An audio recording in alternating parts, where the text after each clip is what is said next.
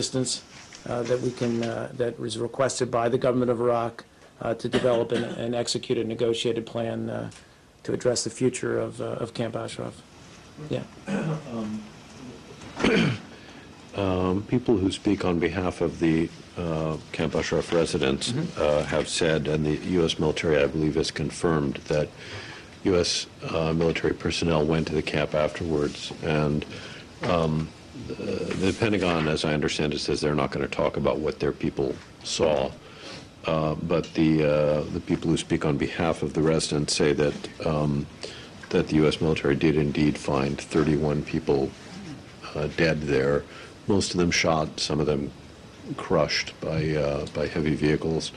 Do you know or have a sense of, and I believe there are another 3 that are said to have died in hospitals, does the U.S. State Department have a view on how many people actually died here?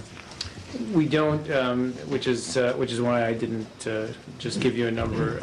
I think we're still investigating that number. It is one of the reasons why we're asking that UNAMI be allowed to visit, but we're also asking that they undertake this investigation to determine A, what transpired, and B, how many people were indeed killed or injured in that. Are you, given the accusations that it was, in fact, and given your own statement, that it was the actions of the Iraqi military that caused the deaths? I mean, you were very unambiguous about that. What makes you think that the Iraqi government is likely to conduct an independent and candid investigation of this? Well, again, we did express our concern about what took place there, and we are asking that they allow visits of UNAMI, but also that they conduct a transparent investigation. I think we do need to be mindful that this is a sovereign matter for the government of Iraq, but we're being very candid in our views that they need to look into this and get answers. But do you expect any Iraqi report says that Iran was behind what happened in Ashraf? Again, I think we want just a clear picture of what transpired. So yeah, go ahead. When you say the Iraqi government has provided assurances that they're committed to not expelling these people, so it's the U.S. government's position right now that Camp Ashraf is not going to be closed and the people are not going to be kicked off that land at this point, right? Well, again, I think I said we're prepared to help,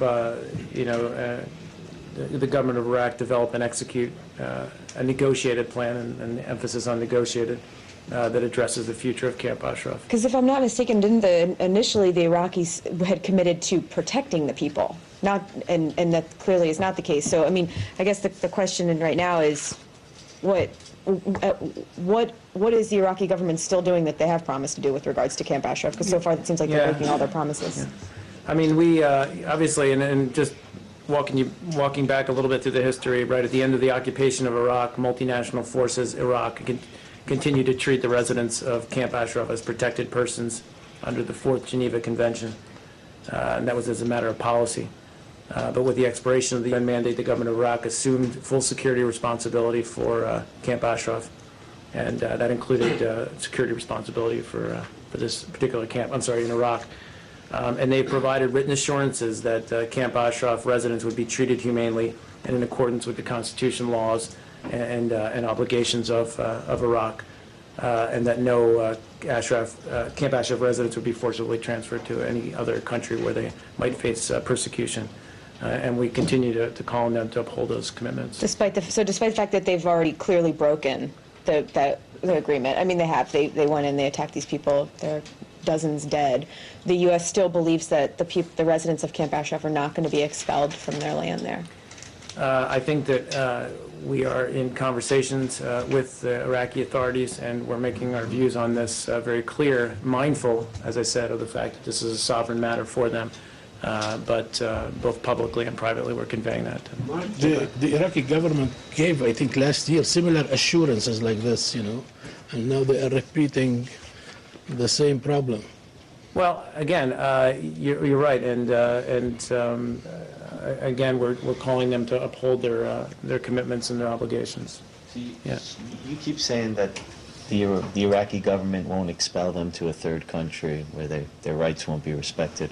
Does that mean that they can close down the camp and move them to somewhere else inside Iraq? That's Well, their again, I think sovereign choice. I think that what we're offering or assistance on is trying to reach some kind of negotiated settlement of the issue, negotiated plan to address the issue. Could that include settlement options for some in the United States? I don't want to, speculate on what it may or may not include, but we're certainly offering our assistance on it.